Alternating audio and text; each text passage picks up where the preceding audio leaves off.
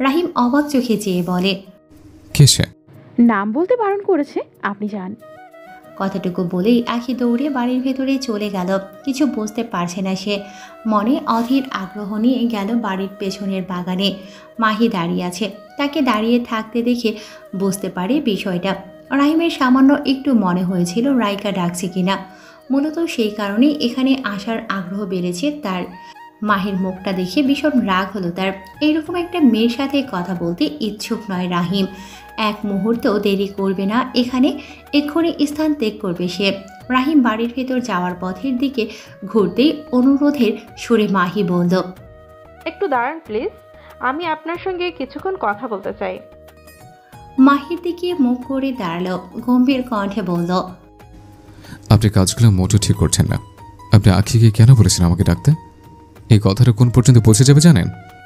মাহি মাথা নিচু করে বলল, তার জন্য সরি, কিন্তু আপনার সাথে কথা বলাটা জরুরি। যা বলার যা করার সেসব তো করে ফেলেছেন, আবার নতুন করে কি বলতে চাচ্ছেন? আমি সত্যি আপনাকে অনেক ভালোবাসি, বিশ্বাস করুন। রাহিম এক নজর আশেপাশে চোখ বুলালো। যথাসম্ভব মাথা ঠান্ডা রেখে বলতে শুরু করলো, আপনি যা কিছু করেছেন এবং করে যাচ্ছেন এগুলো কিন্তু ভালোবাসার নয়। আপনি ভালোবাসার মানেই বোঝেন না মাহি। আপনার ভেতরে আমাকে নিয়ে একটা ভালো লাগার সৃষ্টি হয়েছে, মানছে, তবে এটাকে ভালোবাসা বলবেন না। আপনি যদি আমাকে সত্যিই ভালোবাসতেন তবে এত সহজে আমার ধারে কাছে ঘেঁষতেন না। বিন্দু পরিমাণ হলেও আমার সাথে কথা বলতে আপনি লজ্জাবোধ করতেন। কিন্তু দেখুন, আপনার মধ্যে তো লজ্জার বালাই নেই। যদি আমাকে ভালোবাসতেন তবে বারবার আমাকে বিরক্ত করতেন না, সময় অসময়ে অপ্রস্তুত করে দিতেন না। আমি যখন আপনাকে ভালো মন্দ চারটে কথা শুনিয়েছিলাম আপনার তখন আমার উপর অভিমান করার কথা ছিল, অথচ আপনি পরক্ষণে নির্লজ্জের মতো আমার সামনে এসছেন। এগুলো কি আপনি ভালোবাসা বলছেন? আমি আপনাকে পছন্দ করি না। হ্যাঁ, আপনি দেখতে সুন্দর, তবে চরিত্রের দাগ আছে, আমাদের আর দেখা না হোক। পা চালালো রাহিম। পেছন থেকে মাহি কিছুটা চেঁচিয়ে বলল, দেখা অবশ্যই হবে, আপনাকে আমি ছাড়বো না।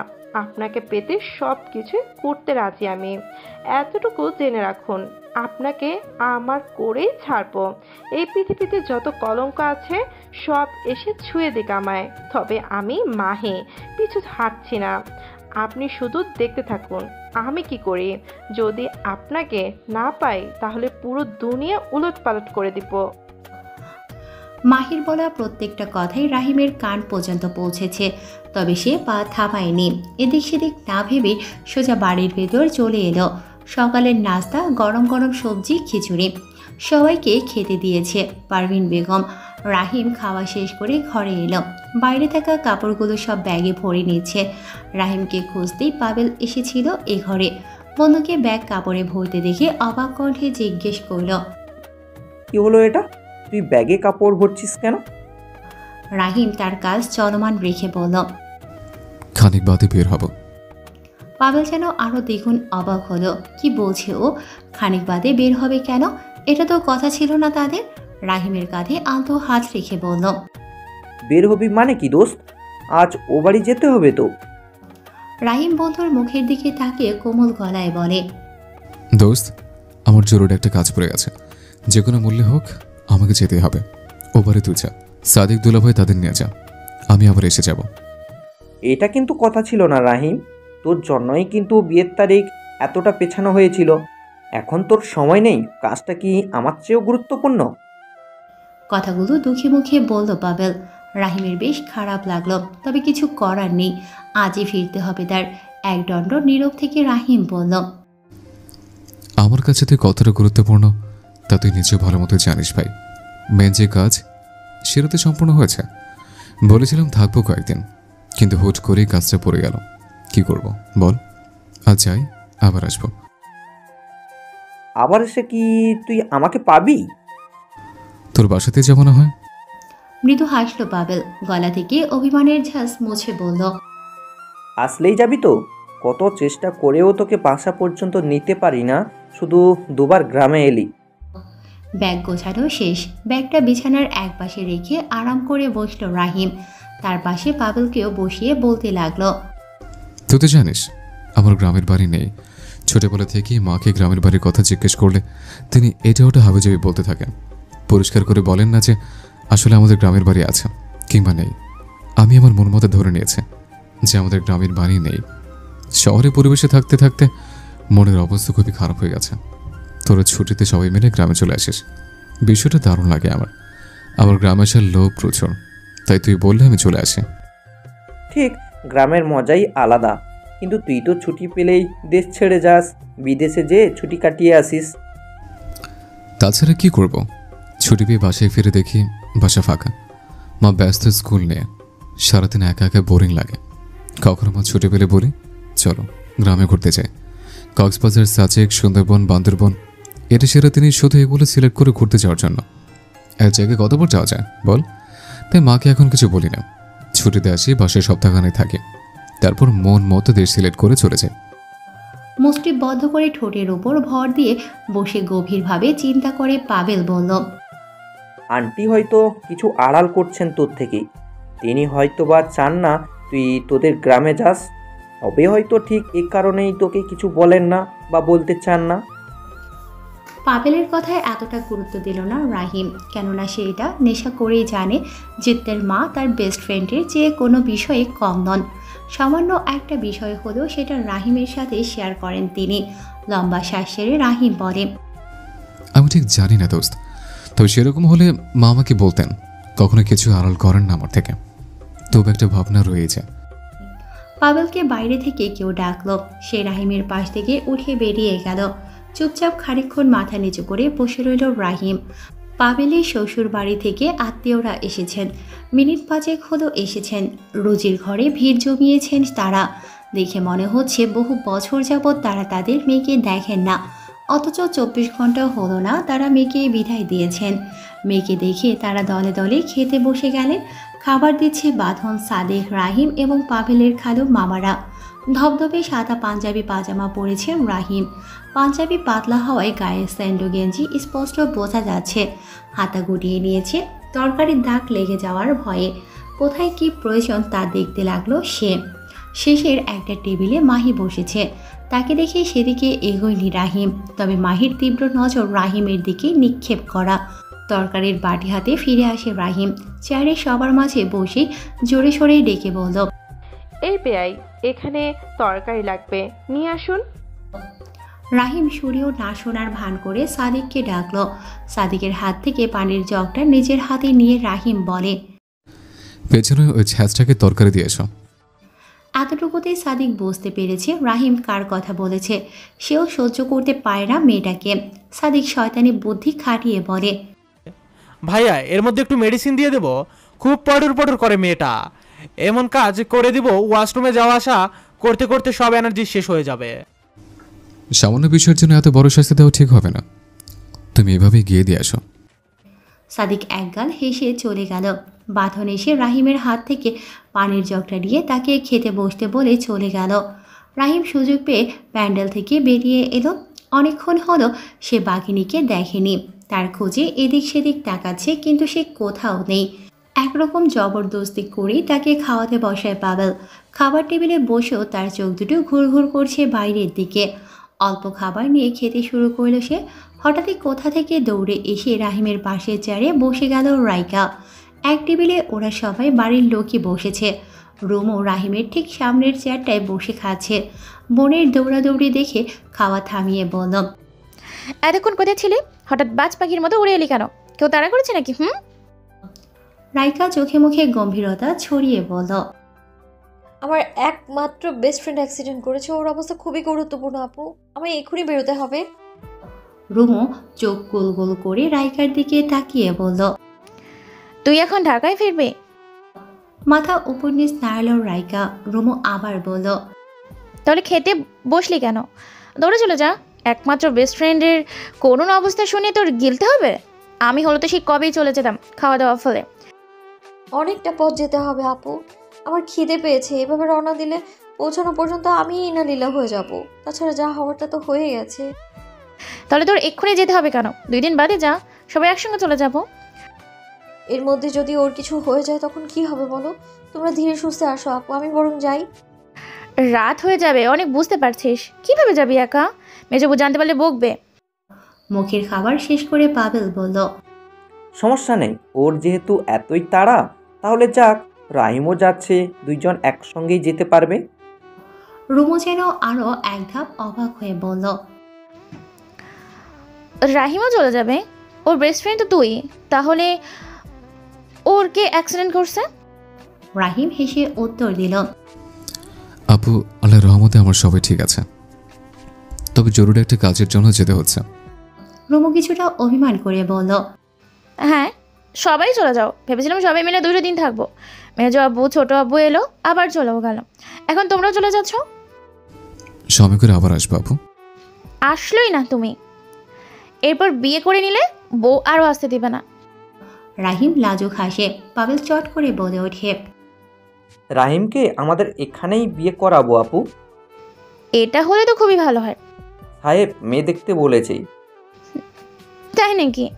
তাহলে এই কাজ শুরু করে দে, আমিও দেখবো ইনশাল্লাহ। টুকটাক গল্প করতে করতে খাওয়া শেষ করলো তারা। রাইকা পারভিন বেগমকে বুঝিয়ে সুঝিয়ে তৈরি হয়ে নিল। এদিকে রাহিমও তৈরি, কাঁধে ব্যাগ চেপে ঘর থেকে বেরিয়ে পড়ল। এখনও পাবেলের শ্বশুরবাড়ির আত্মীয়রা যায়নি, তারা মেয়ে এবং জামাইকে সঙ্গে নিয়ে যাবেন। পাবেল বন্ধুকে বিদায় দিয়ে তবেই শ্বশুরবাড়ি যাবে, এর আগে নয়। সবাই অপেক্ষা করছে কখন পাবেলের বন্ধু বিদায় হবে। রাহিম উঠোনে এসে পারভিন বেগমের মুখোমুখি দাঁড়িয়ে হাসি মুখে নরম গলায় বলল, আজ আসি আন্টি, সময় করে আবার আসবো আপনাদের আদর নিতে। এই বাড়িতে যখনই আসে আমার মন ভালো হয়েছে। এখানে আসতে আমার কোনো আপত্তি নেই, কারণ এখান থেকে প্রচুর পরিমাণে ভালোবাসা পাই আমি। আমার জীবনে অনেক মানুষের অভাব, এখানে এলে মনে হয় এই তো আমার জীবনের সব লোকে থেকে প্রিয় মানুষগুলোকে পেয়ে গেছে। আমার জন্য দোয়া করবেন আন্টি, নিজের খেয়াল রাখবেন। মন আল্লাহ তাআলা সবাইকে সুস্থ রাখুক। পারভিন বেগম স্নেহের হাত রাখলেন রাহিমের মাথায়, সুন্দর হেসে বললেন, তুমি অনেক ভালো একটা ছেলে, তোমাকে আদর না করে থাকাই যায় না। দোয়া করি আল্লাহ তোমায় সুস্থ রাখুক, ভালো রাখুক, নেক হায়াত দান করুক, মনের সকল নেক চাওয়াগুলো পূরণ করে দিক। অনেক অনেক ভালো থেকো বাবা। প্রত্যুত্তরে হাসল রাহিম। এক এক করে সবার কাছ থেকে বিদায় নিল। বাঁধন কোলাকুলি করে বলল, বরাবরই তুমি সুন্দর মনের একজন মানুষ। 2 দিন খুব আনন্দে কেটেছে তুমি ছিলে বলে। আল্লাহ চাইলে আবার একত্রিত হবে ইনশাল্লাহ। খুব মিস করবো আপনাদের সবাইকে। আপনার অল্প সময়ের মধ্যে আমাকে যেভাবে আপন করে নিয়েছেন তা আজীবন মনে রাখবে দুলা ভাই। বাবলি আর রোহানকে আদর করে দিল রাহিম। রাইকা সবার কাছ থেকে বিদায় নিল। পারভিন বেগম এবং রুমও রাহিমকে দায়িত্ব দিয়েছে রাইকাকে ঠিকমতো পৌঁছে দেওয়ার। দায়িত্ব পালনে কোনো কমতি রাখবে না, এমনটাই রাহিম তাদেরকে বলেছে।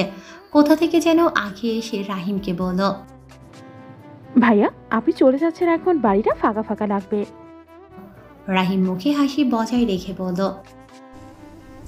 সমস্যা নেই, তোমরা তো আছোই, আবার দেখা হবে ইনশাল্লাহ। ঠিকমতো পরীক্ষা দিও, ভালো থেকো। ঠিক আছে ভাইয়া, সাবধানে যাবেন। কিছু বলল না রাহিম, শুধু হাসল। উঠোনে অনেক মানুষ হাঁটাহাঁটি করছে, কেউ ঘরে যাচ্ছে, আবার কেউ ঘর থেকে বেরোচ্ছে। এক ফাঁকে রাহিম গিয়ে রোজির সাথে কথা বলে এসেছে।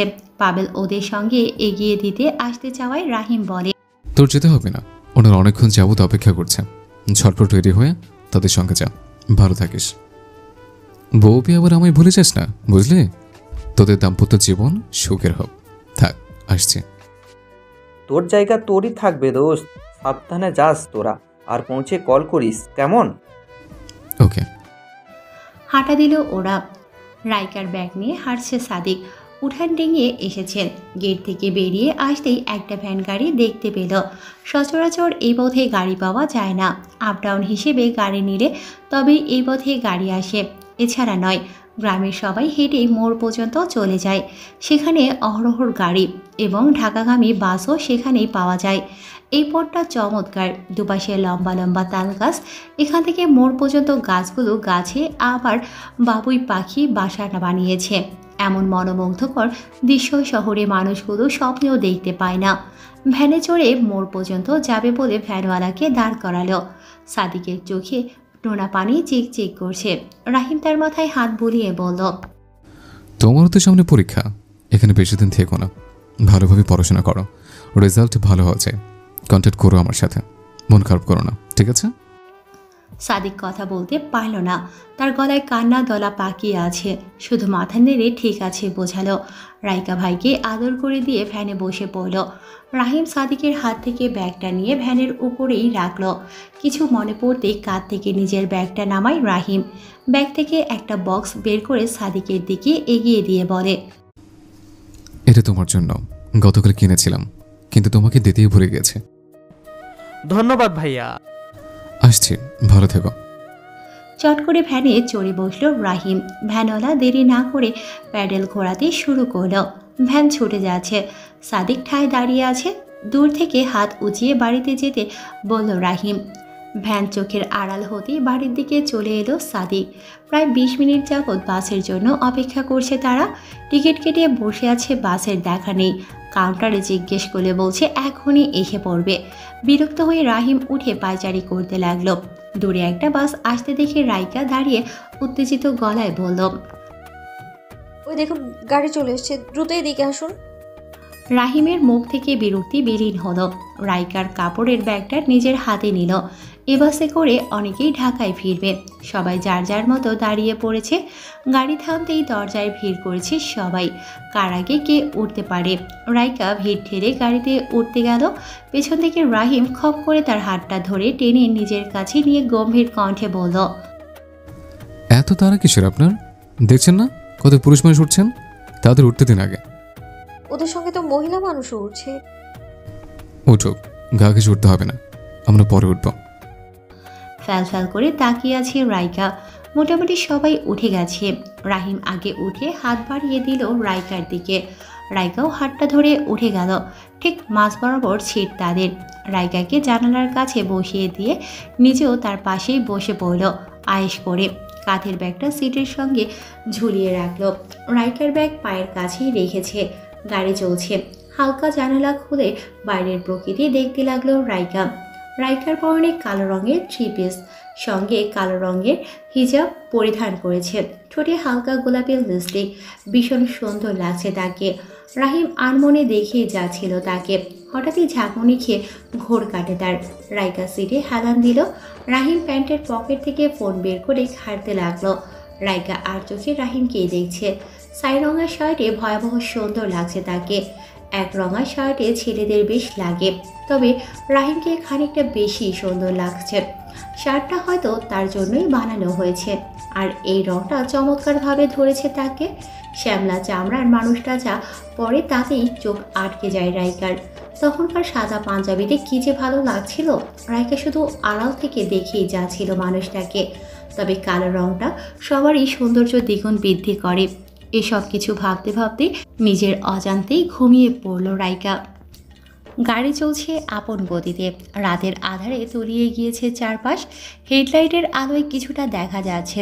ঠান্ডা ঠান্ডা পরিবেশ, সামান্য খোলা জানালা, এতেই প্রচুর বাতাস এসে শরীর শীতল করে দিচ্ছে।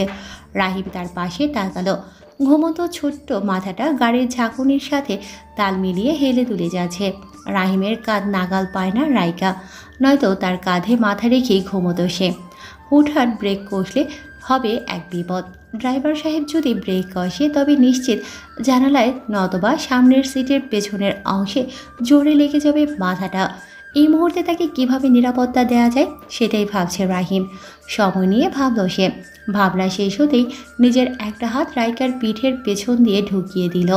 হাতটা ওপাশ দিয়ে বের করে আলতো হাতে রাইকার বাহু ধরল। ঘুমন্ত মাথাটা রাহিমের বুকের সাথে লেপ্টে গেল। এখন আর নড়াচড়া করার সুযোগ নেই। চিন্তামুক্ত হলো রাহিম। হালকা কেঁপে কেঁপে উঠছে রাইকা। এক হাতে জানালা বন্ধ করে দিল। তবুও থামছে না কাঁপুনি। খানিক পরপরই কাঁপছে সে। কী করবে বুঝতে পারছে না। হঠাৎ মনে পড়ল তার ব্যাগে একটা শীতের চাদর রয়েছে। রাহিম ঢাকা থেকে আসার সময় পাবেল তাকে জানিয়েছিল গ্রামে শীতের আগমন হয়েছে, যার কারণে সে সঙ্গে করে চাদরটা নিয়ে এসেছে। তবে এখানে এসে প্রয়োজন পড়েনি, তাই ব্যাগ থেকে বেরও করেনি। কাজে ব্যস্ত থাকলে ঠান্ডা লাগে না, কাজের চাপে এমনিতেই শরীর গরম থাকে। এক হাতেই ব্যাগের চেন খুলে চাদরটা খুঁজতে লাগলো। অন্য কাপড়ের নিচে পড়ে গিয়েছে। এক এক করে কাপড় নামিয়ে হাঁটুর উপর রাখলো। অবশেষে পেল। বেশ বেগ পেতে হলো চাদরটা বের করতে। ব্যাগ গুছিয়ে রেখে দিল। চাদরের ভাঁজ ভেঙে মুড়িয়ে দিল রাইকাকে। চাদরের উপর দিয়ে শক্ত হাতে ধরে আছে তাকে। এই মুহূর্তে রাইকার মুখ দেখা যাচ্ছে না, একদম ঢেকে রেখেছে। কেউ দেখলে টেরই পাবে না ওখানে মানুষ আছে। রাহিম বুঝলো এখন আর কাঁপছে না সে। বাচ্চাদের মতো করে ঘুমোচ্ছে রাইকা।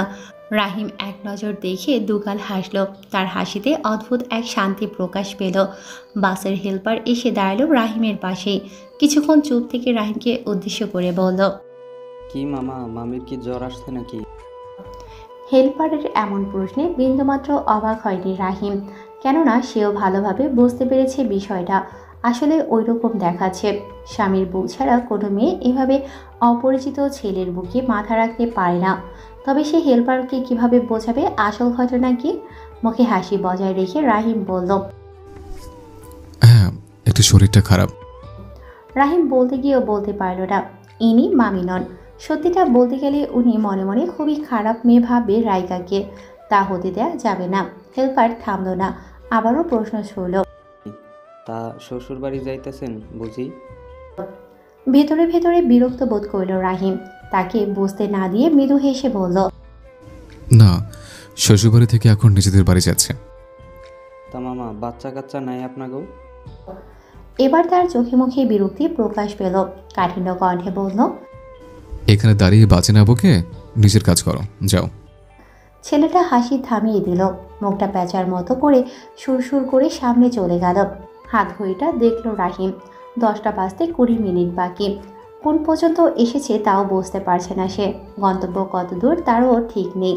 ফোনের চার্জ শেষ হওয়ায় বন্ধ হয়ে গিয়েছে খানিকক্ষণ আগেই, নয়তো লোকেশন জানতে বেগ পেতে হতো না। কিছু দূর গিয়ে গাড়ি থামল।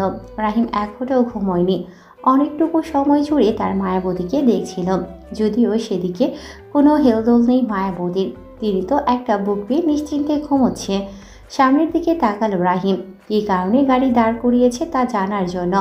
তৎক্ষণাৎ বাসের সেই হেল্পার ছেলেটা দরজার দাঁড়িয়ে গলা ছেড়ে বলতে লাগলো, 10 মিনিটের বিরতি দেওয়া হয়েছে, কে কে নামবেন নামেন, এরপর কিন্তু আর কোনো সুযোগ নাই। যার যার দরকার তারা নাইমা কাম সাইরা আসেন। তার কথা শুনে হুড়মুড়িয়ে নেমে গেল সবাই। ড্রাইভার সাহেবও নেমে গিয়েছে। বাস পুরো ফাঁকা। এদিকে রাইকার ঘুমই ভাঙছে না।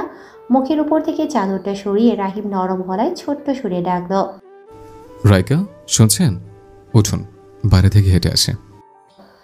কোনো রকমের নড়চড় নেই তার। গাড়ির ঝাঁকুনি খেয়েও মানুষ এভাবে ঘুমোতে পারে? কতকাল যাবৎ ঘুমোয় না সে। রোজই তো ঘুমায়, তবুও এই করুণ অবস্থা তার। অবশ্য এমন আরামদায়ক একটা জায়গা পেলে যে কেউ নিঃসন্দেহে ঘন্টার পর ঘন্টা ঘুমোতে পারবে। বিরতির সময় ফুরিয়ে যাচ্ছে। এখন বিরতে না পারলে সামনে বিপদ হবে। খালি বাসে তাকে একা রেখে যাওয়ার সাহসও হচ্ছে না। যদি কোনো গণ্ডগোল হয়ে যায় তখন? আজকাল আশেপাশের পরিস্থিতি খুবই ভয়াবহ। কাউকে বিশ্বাস নেই। কখন কি হয়ে যায় তারও ঠিক ঠিকানা নেই। কুলে করে নিতে হলেও তাকে নিয়ে বাইরে বের হবে রাহিম। তার সারা শব্দ না পেয়ে আলতো হাতে বাহুতে হালকা ঝাঁকি দিয়ে বলল, হ্যাঁ যে ম্যাডাম, আর কত ঘুমাবেন? এবার তো একটু চোখ মেলে পৃথিবী দেখুন। দ্রুত উঠে পড়ুন, আমার ওয়াশরুমে যেতে হবে। নড়ে চড়ে উঠল রাইকা। রাহিম চট করে তার হাতটা রাইকার পিঠের পেছন থেকে বের করে নিল। অবশ হওয়ার মতো অবস্থা প্রায়। একদমই শক্তি নেই হাতে। অনেকক্ষণ যাবৎ একইভাবে থাকায় এরকম হয়েছে। রাইকার মাথা রাহিমের বাহুতে ঠেকে যাচ্ছে। যত দ্রুত সম্ভব নিজেকে ঠিক করে নিল যাতে রাইকা টের না পায়। সে এতক্ষণ কিভাবে কোথায় মাথা রেখে ঘুমিয়েছে। আস্তে আস্তে চোখ জোড়া মেলে চাইল। গাড়ি থেমে আছে বুঝতে পারল। সামনে পেছনে ডানে বামে এক নজর দেখে হাই তুলে রাহিমের উদ্দেশ্যে বলল, আমরা কি চলে এসেছি? কখন এসেছি? সবাই চলেও গিয়েছে দেখি। রাহিম ঘাড় ঘুরিয়ে তেরা উত্তর দিল, চলে এসছে মানে? আমাদের যেখানে নামার কথা ছিল সে জায়গা অতিক্রম করে এসছে বহুক্ষণ আগে।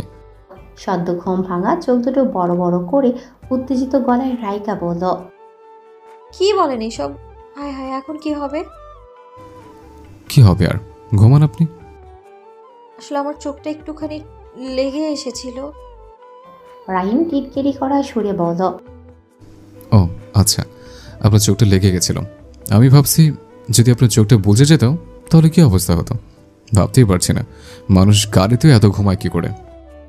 মাথা নিচু করে বসে রইল রাইকা। রাহিম বসা থেকে চট করে উঠে দাঁড়িয়ে বলল, নেমে আসুন। দুপা এগিয়ে গিয়েছে রাহিম। তার হাতে কোনো ব্যাগ নেই, জায়গা মতো ব্যাগ দুটো পড়ে আছে। রাইকা পেছন থেকে ডেকে বলল, ব্যাগ নিচ্ছেন না কেন? এখানে কি থাকবে নাকি? সমস্যা নেই, থাকুক ওখানে, আমরা আসি না এখনো, আমাদের গন্তব্য সামনে। রাইকা সিট ছেড়ে উঠে দরজার দিকে এগোতে এগোতে বলল, তাহলে আমরা নামছি কেন? আর গাড়ি ফাঁকা কেন? বেশি কথা না বলে জলদি পা চালান। 10 মিনিটে বিরতি দিয়েছি যাত্রীদের, 5 মিনিট শেষ হলে আপনাকে ডাকতে গিয়ে। এবার মুখটা বন্ধ হলো। রাহিম নেমে হাত বাড়িয়ে দিল তার দিকে। ভরসার হাত ধরে আলগোসে নেমে গেল। যদিও এসবে রাইকার অভিজ্ঞতা আছে, স্কুল ডিঙিয়ে যবে থেকে কলেজে পা রেখেছে তখন থেকেই একা চলাফেরা করতে শুরু করেছে। পুরোপুরি ঘুম কাটেনি তার। হোঁচট খেয়ে পড়ে যাওয়ার ভয়ে সাহায্য নিয়েছে সে, নয়তো সে একাই 100। রাহিম এদিক সেদিক তাকিয়ে ওয়াশরুম খুঁজছে। একজন লোককে জিজ্ঞেস করে পেয়েও গেল। একটু দূরে রাইকা ঠায় দাঁড়িয়ে আছে। রাহিম এগিয়ে এসে জিজ্ঞেস করল, ওয়াশরুম যাবেন? রাইকা চটপট উত্তর দিল, হ্যাঁ হ্যাঁ যাবো। সে কখন থেকে মনে খুঁজে যাচ্ছি আমি। ম্যাডাম, এই শহরে মন পড়ার ক্ষমতা কারণেই। মনে মনে না খুঁজে নিজের সমস্যার কথা মুখে বলবেন, তারপর দেখবেন সমাধান আপনার সামনে হাজির। চুপ রইল রাইকা। মানুষটার কথায় যুক্তি আছে, এখানে আর বাড়তি কথা না বলাই ভালো। রাহিম তর্জনী তুলে দেখিয়ে বলল, ওটা মেয়েদের ওয়াশরুম, কাজ শেষ হলে ভদ্র মেয়েদের মতো এখানে এসে দাঁড়াবেন। যদি নড়চড় করেছেন তো কি? আপনাকে এখানে রেখেই চলে যাব। রাইকা ওয়াশরুমের দিকে হাঁটা দিয়ে সজোরেই বলল, আমাকে এখানে একা রেখে গেলে আমার 14 গোষ্ঠীর কাছে জবাবদিহি করতে হবে। বাঁকা হাসল রাহিম। রাইকা ওয়াশরুমে ঢোকার আগ পর্যন্ত সে ঠায় দাঁড়িয়ে রইল। এবার নিজের কাজ সারতে হবে বলে পা চালালো। রাহিমের দেখানো জায়গায় এসে চুপটি করে দাঁড়ালো রাইকা। একদিনে তাকিয়ে আছে রাহিমের আসার পথে। অবশেষে অপেক্ষার অবসান ঘটিয়ে বেরিয়ে এলো রাহিম। তার চোখে মুখে পানি লেগে আছে, হয়তো ক্লান্তি দূর করতে মুখে পানি ছিটিয়ে দিয়েছে। রাইকার সামনে এসে পা থামিয়ে বলল, আপনার কাছে টিস্যু আছে? রাইকা তার সাইড ব্যাগ তন্ন তন্ন করে খুঁজল, তবে পেল না। দুঃখী চেহারা নিয়ে বলল, টিস্যু নেই। তাহলে কি আছে? সামান্য একটা টিস্যু রাখতে পারে না, আবার ব্যাগ ঝুলিয়ে ঘুরে বেড়ায়। রাইকা বেচার মুখে বলল, রুমাল আছে, দিব? রাহিম সোজা সাপটা উত্তর দিল, কারো ব্যবহৃত জিনিস আমি ব্যবহার করি না। আমি এটা ব্যবহার করিনি। তোর সঙ্গে কেন? মানে আমি ইউজ করেছি, কিন্তু ধুয়ে শুকিয়ে রাখার পরে একবারও হাতে লাগাইনি আর কি। ওকে, বের করুন তাহলে। রুমালটা বের করে রাহিমের হাতে দিতে চট করে সে নিজের মুখটা মুছে নিল। রুমালটা ফেরত না দিয়ে সযত্নে রেখে দিল নিজের কাছে। সামনে চায়ের দোকান দেখে এগিয়ে গেল। দোকানের সামনে দাঁড়িয়ে রাইকার উদ্দেশ্যে রাহিম বলল, সময় অল্প, কি খাবেন? পুরো দোকানে চোখ বোলালো রাইকা। এখানে শুকনো খাবার ছাড়া কিছুই নেই। এই মুহূর্তে তার প্রচণ্ড বেগে খিদে পেয়েছে। এসবে কিচ্ছু হবে না। রাইকা ধপ করে ব্রেঞ্চে বসে বলল, আপাতত চা হলেই চলবে। দুটো চা দিতে বলে রাইকার পাশেই বসলো রাহিম। তার মুখটা কেমন যেন লাগছে, মাথা নিচু করে আছে সে। এবার রাহিম বলল, খিদে পেয়েছে আপনার? উপন্যাস মাথা নাড়ালো রাইকা। রাহিম কিছু না বলেই উঠে গেল। খুঁজতে খুঁজতে একটা হোটেল খোলা পেল। সেখানে গিয়ে হোটেলের একটা লোককে জিজ্ঞেস করলো, মামা ভাত হবে? লোকটা মুখ থেকে পানির পিক ফেললো, বলল, মামা ভাত তো নাইকা, একটু আগে শেষ হইয়া গেছে। পুরি, সমুচা, সিঙ্গাড়া, পেঁয়াজও আছে, লইবেন কি? প্যাক করুম? এছাড়া আর কোনো উপায় নেই। রাহিম বলল, জি করুন। কয় পিস কইরা দিমু মামা? 2 পিস করে দিন। সালাদ সহ সুন্দর করে প্যাকেট করে রাহিমের হাতে নিল। 1 লিটার পানির বোতল নিয়ে বিল মিটিয়ে চলে এলো। রাইকার চা খাওয়া প্রায় শেষ। রাহিমকে দেখে দাঁড়িয়ে বলল, কোথায় গিয়েছিলেন? চা ঠান্ডা হয়ে গেল। ওখানে দেখুন, ছেলেটা গাড়িতে ওঠার জন্য তাগাদাও দিচ্ছে। তাকে কোনো জবাব দিল না। মানিব্যাগ বের করে চায়ের বিল দিতে যাবে এমন সময় রাইকা বলে উঠল, টাকা দিয়েছি। রাহিম গম্ভীর কণ্ঠে ছোট্ট করে বলল, ওস্তাদ একটু কম করবেন। একদণ্ড দেরি করল না, হনহনিয়ে গাড়ির দিকে গেল। রাইকা ভেবেছিল তার জন্য দাঁড়াবে, কিন্তু তা করল না রাহিম। সোজা গিয়ে নিজের জায়গায় বসে পড়ল। গাল ফুলিয়ে রাইকা গাড়িতে চড়ল। তাকে দেখে রাহিম হাঁটু সরিয়ে তাকে তার জায়গা যাওয়ার সুযোগ করে দিল।